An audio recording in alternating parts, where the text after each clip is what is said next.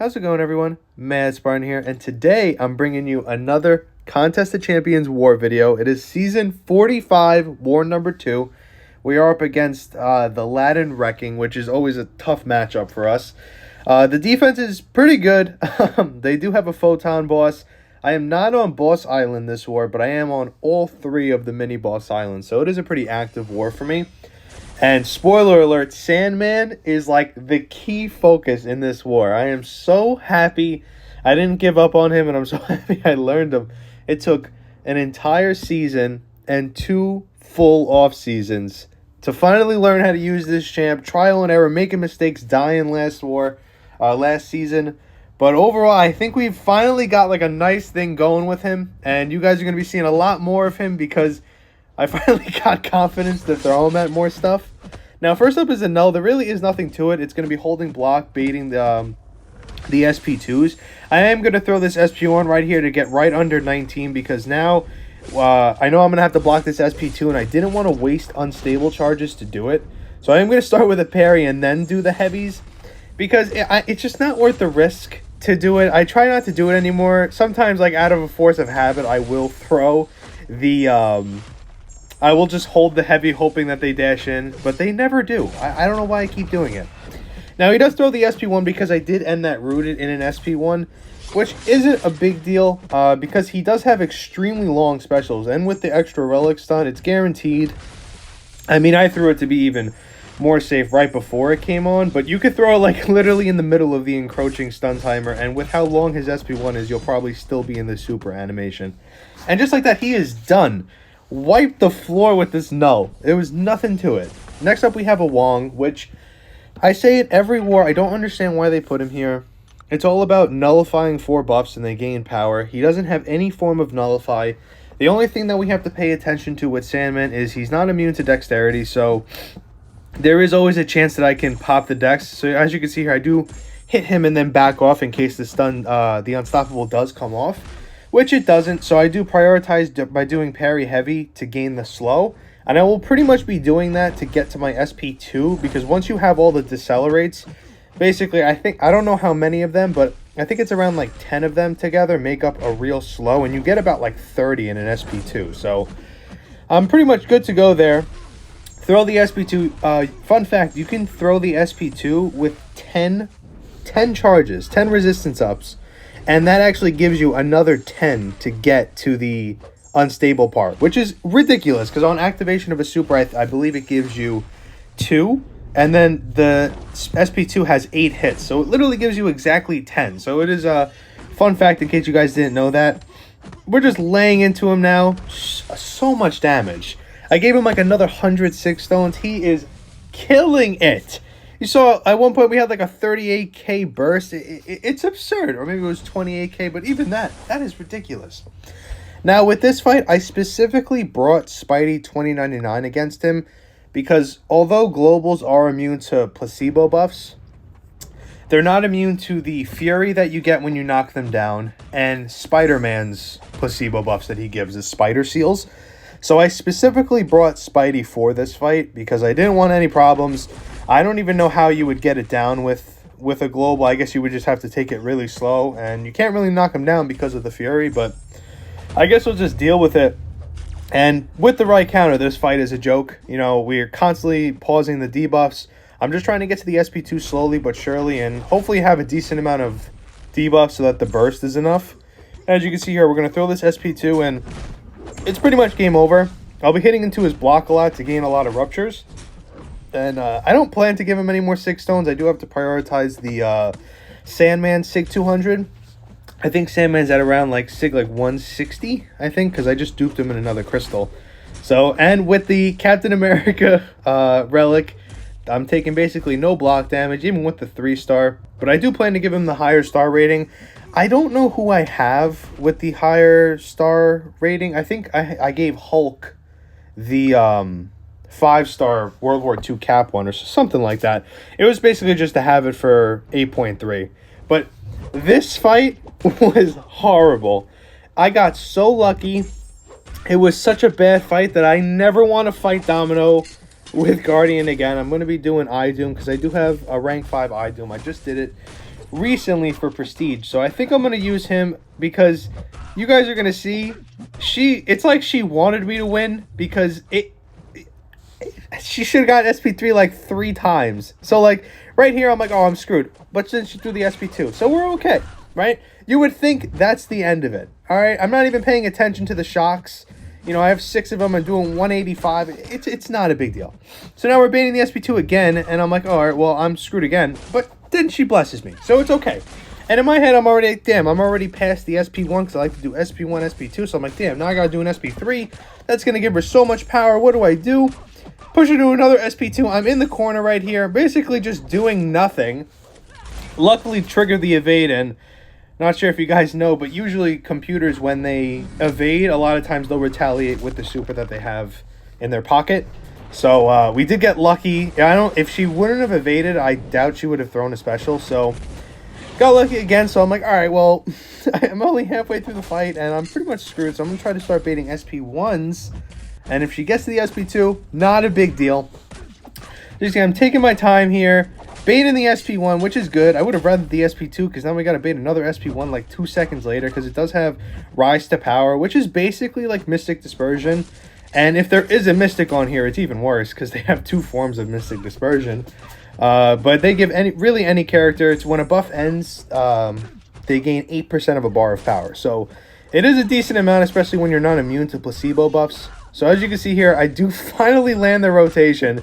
And I was just thanking God that Domino did not throw an SP3 because even with an indestructible, the bleed actually just kills you. So didn't want any part of that.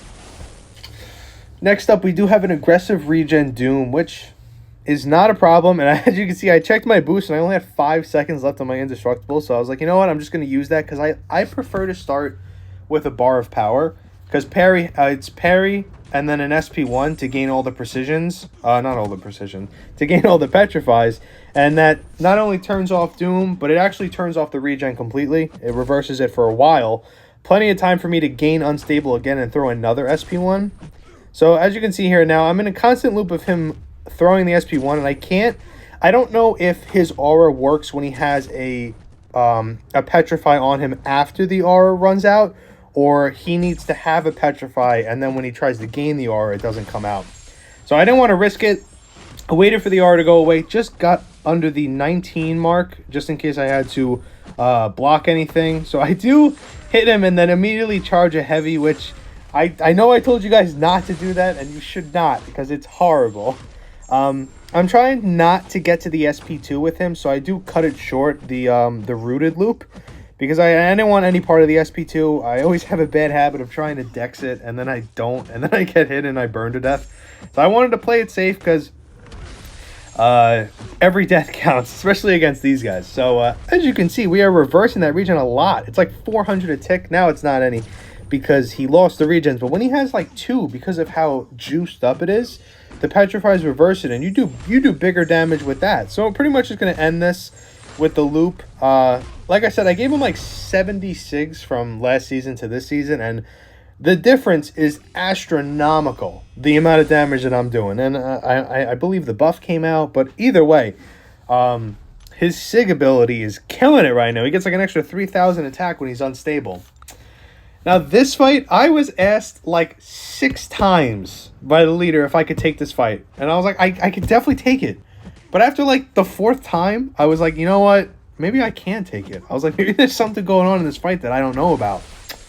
So I do.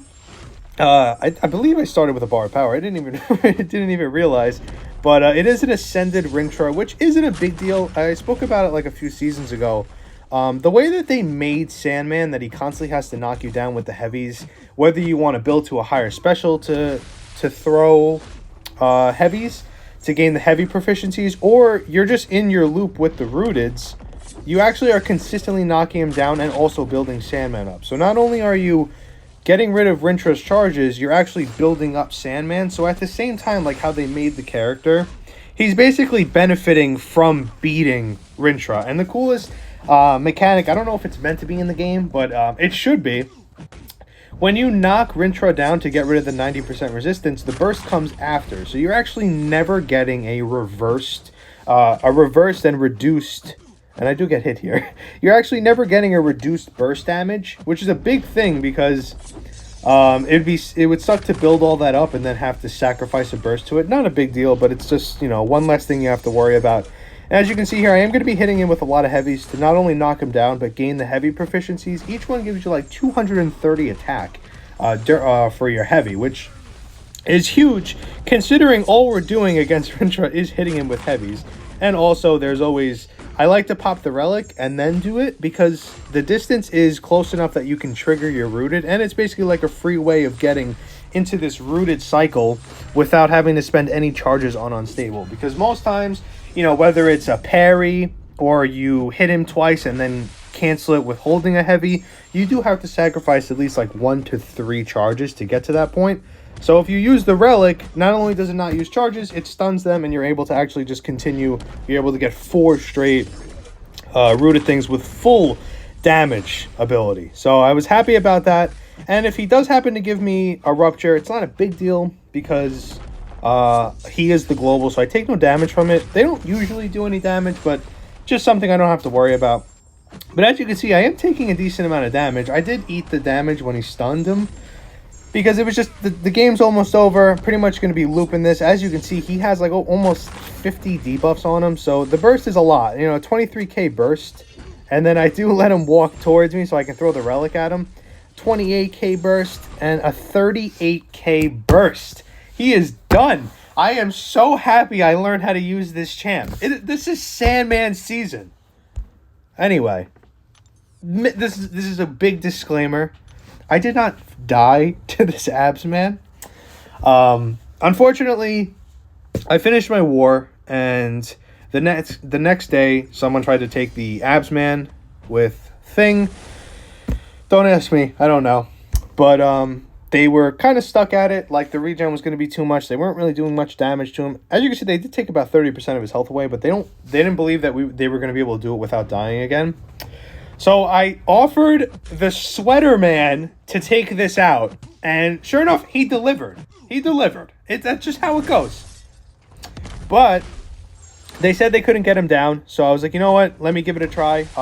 Last time, if you guys watch my videos, know the last time I took this fight was against Mephisto, and I died. So I was a little nervous about it. So I did pop an invulnerability boost because the one thing about Sandman is his debuffs have no potency. I don't understand why they did that, but for some reason they did. And as you can see, I have no debuffs on him. There is literally no burst damage in here. So I have to build up these things. Unfortunately, I do push him to an SP3, but we do have an indestructible, so it's not a big deal. Right now, what I'm focusing on is gaining a lot of debuffs. I don't like him against Conflictor only because Sandman has little to no potency on his petrifies. Because you're able to gain so many of them, but they fall off in 1 second. So I'm never able to gain like a mass amount of them. So as you can see, I was trying to get him to his SP1, so I just stood and like stared at him. He does immediately fill the SP1, which isn't a big deal. But the big thing is, I can't combat Conflictor. You need so many petrifies. I don't know the potency on each one, but it's really low. To the point where it's not even worth trying. So I'm going to be kind of trying to spam SP1s. And my main thing is to have so many petrifies that I reverse the regen, not so much the Conflictor. I think the Conflictor is kind of like a side thing for me. And as you can see, I did hold the heavy, and it basically didn't work again. I don't know why I keep trying it. But we're going to be throwing the SP1, reversing all the willpower regen, and if he does happen to throw any of his forms to heal, we'll be reversing that too. So as you can see, he is degenerating for 546. And just like that, he is done. This wonderful champ is killing everything. I cannot believe how good he is. I mean, he screwed me so many times last season, but it's trial and error, and now he is back, and he is better than ever. The Sweater Man, this Freddy Krueger wannabe, is killing it for me. Anyway, it was overall a good war. So I don't believe we won this war. Kind of voiceovering this as the war is kind of done.